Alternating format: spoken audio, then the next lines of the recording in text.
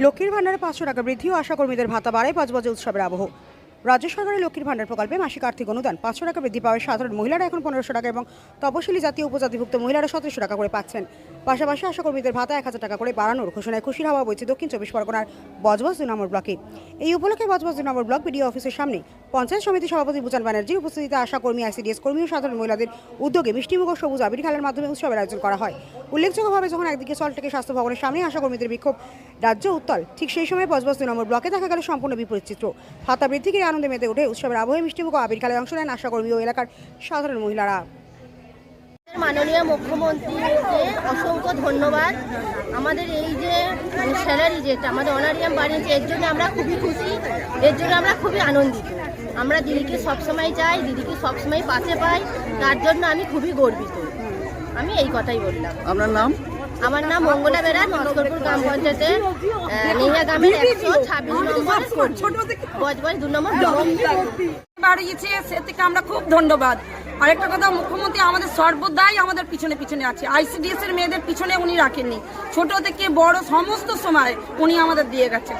এবং আমাদের কোনো কারণে কোনো মৃত্যু হলে উনি বলেছেন যে আমরা 5 লক্ষ টাকা দেবো। এটা শুনে আমরা খুব খুশি যে আমরা চাকরি অবস্থায় কাজ করতে করতে, চাকরি না হলে আমাদের ভাতা করতে করতে যদি আমাদের কিছু হয়ে যায়, এই যে মুখ্যমন্ত্রী দেবে বলেছে, আমাদের পরিবার পাবে 5 লক্ষ টাকা। এটা শুনে খুব খুশি।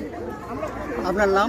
আমার নাম ভক্তি দলুই, আমি কামরা অঞ্চলের বাসিন্দা এবং কামরা অঞ্চলের অঙ্গনারী দেউলি সর্দারপাড়ার অঙ্গনারী কর্মী।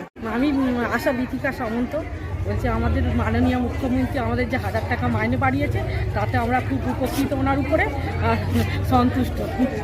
আর কি বলবো। পঞ্চায়েত, আমি অঙ্গনারী সেন্টারে সহায়িকার কাজ করি। আমার সেন্টার নাম্বার 29।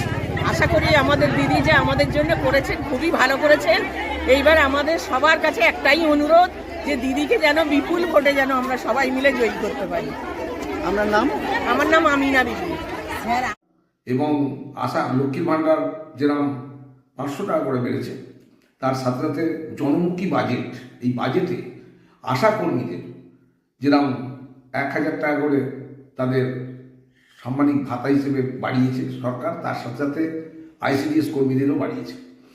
সবথেকে বড় ব্যাপার, এই আশা কর্মীরা যারা আন্দোলনমুখী, আমি যে কথাটা বলতে চাই, যারা এই আশাকর্মীরা যেখানে দেখছেন স্বাস্থ্য ভবন ঘিরছে এবং তারা আন্দোলন করছে, এবং সেই জায়গায় দাঁড়িয়ে আমার বজবজ 2-এর আশাকর্মীরা রাজ্য সরকারের মানবিক মুখ্যমন্ত্রী মমতা বন্দ্যোপাধ্যায়ের বাজেটকে মেনে নিয়েছেন এবং তারা খুশি।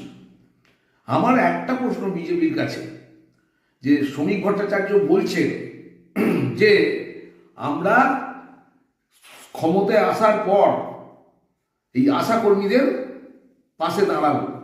আশাকর্মীরা নিয়োগ করেছে কারা, এই কন্ট্রাকচুয়াল এই আশাকর্মীরা কাদের, এটা ভাবনা চিন্তা করতে হবে। আমাদের রাজ্য সরকার আশাকর্মীদের পাশে আছে, থাকবে, এবং দিল্লির সরকার ওদের ডিপ্রাইভ করেছেন। এবং যারা উস্কানিমূলক বিজেপির কিছু নেতা আছে, যেরকম পাগল শুভেন্দু বা কিছু বিজেপির নেতা আছে, তারা উস্কানিমূলক এই সব বলে এই আশাকর্মীদের ঠেকানোর চেষ্টা করছে।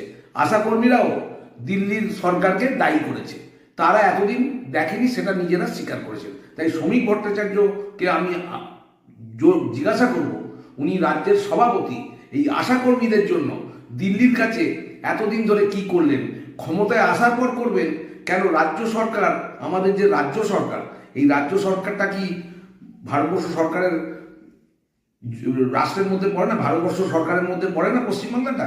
আমি তাই প্রশ্ন করব। আপনারা আবার শুভেন্দু অধিকারী বলছে 3000 টাকা করে আমরা লক্ষ্মীর ভাণ্ডার দেবো, দিদি যেহেতু 500 টাকা করে আমরা মানবিক মুখ্যমন্ত্রী ঘোষণা করেছে, সেই জায়গায় দাঁড়িয়ে শুভেন্দু বলছে যে আমরা এলে 3000 টাকা দেবো।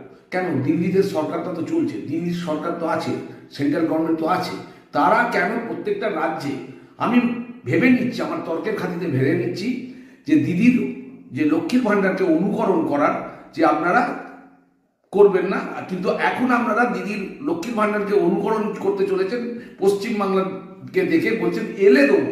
কেন আগে থেকে দেওয়া যায় না প্রত্যেকটা ভারতবর্ষের প্রত্যেকটা রাজ্যকে? তাই আমি অনুরোধ করব, যারা এই বিজেপির চক্রান্তে পা দিচ্ছেন, পশ্চিমবাংলাটাকে যারা ছাড়কার করার চেষ্টা করছে, তাদের বিভ্রান্তমূলক মন্তব্যে, বিভ্রান্তমূলক উস্কানিগুলোকে পা দেবেন না।